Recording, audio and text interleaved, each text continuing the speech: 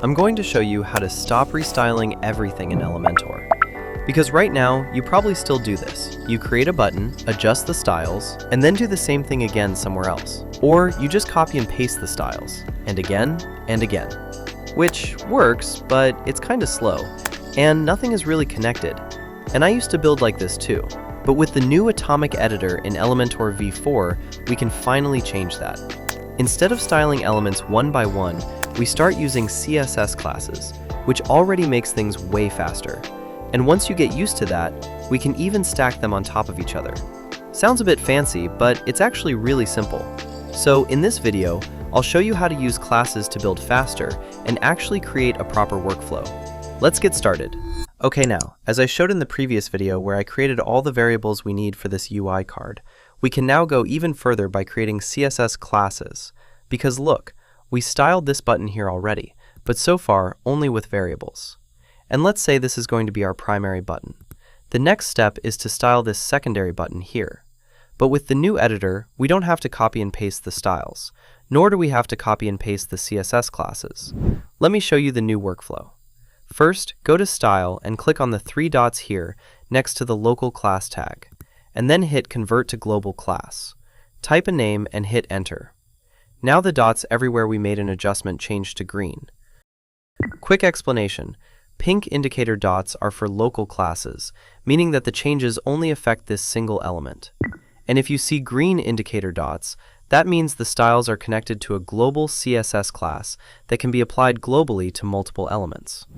Okay, now our goal is to style the secondary button. It should look like this. Let me scroll up a bit real quick. Here, this is what we want to build. And it's pretty easy now. Just apply the global class we just created.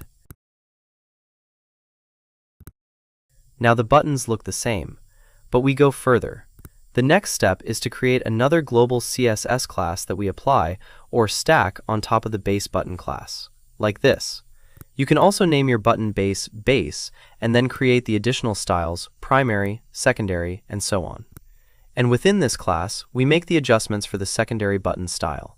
Just change the color variables real quick, add the styling, and that's basically it. Here we have our secondary button. This is so helpful. And if you want to apply the secondary button style again on another button, let's scroll down a bit so I can show you. Always start with the button base CSS style. I just named it primary. And on top of that, also apply the secondary CSS class or whatever class you created. So no more copying and pasting styles or anything like that. This workflow is way faster and honestly also more fun to work with. Another great thing I wanted to show you is how to add button hover states, because those are also part of a CSS class. Because right now our buttons don't have any hover animation. Let's change that. Select the button and again click on the three dots here, but this time go to States, Hover. Now all the style tabs here are the ones of the hover animations. Just keep that in mind. And if you like, you can change the obvious stuff like text color or background color, but I want to show you something else. You see this Effects tab here, right? We need it now. Because with the transform effects, we are going to add a very smooth shrinking of the buttons, like this. And the best part is, the hover effect is automatically applied to both our buttons because it's connected to the global button-based CSS class. That's a real system now. But that's not all. Let's say we don't only want the buttons to have their own CSS classes, but also the title, the image, yeah, even the UI card background itself. Because this will make it so much easier to create a second UI card in dark mode. But instead of copying and pasting our styles, we then are going to simply apply our CSS classes. This will save so much time later in the build. Let me show you. First, let's grab the heading widget. Here, the pink dots show us where we already made our local design changes. And now we're going to turn this into a global CSS class, the same way we did it earlier. Click the three dots and then Turn into Global Class. This time I make sure I have the base tag in it. I show you why in a few seconds. Okay, first let's do the same with the image. Click the three dots, Turn into Global Class, and type a name, like that. Here are the variables. Pretty easy. Now the cool thing is, we can do the same for the whole UI card wrapper div. That's pretty close to a component already. And don't worry, this is a three-part series where in the first part, linked in the description, I showed you how we created all these variables here, and in the third part, I'll show you how to build the actual components. So let's say this light mode UI card is finished. Now we want the same card but in dark mode design. You can think of it as a variable of the UI card.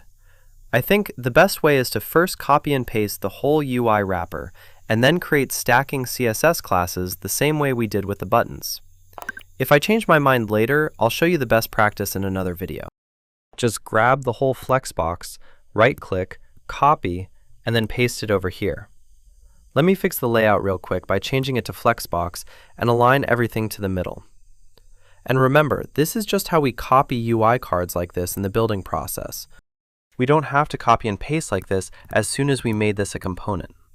But first, let's create the additional CSS classes. Okay, now let's say we want to create a CSS class for the dark mode background of the UI card. Don't delete the existing class. Also, don't try duplicating the class. Just create an additional class like this.